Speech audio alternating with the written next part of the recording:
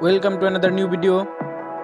In this video you will see how to fix Roblox connection error. Please follow complete the process.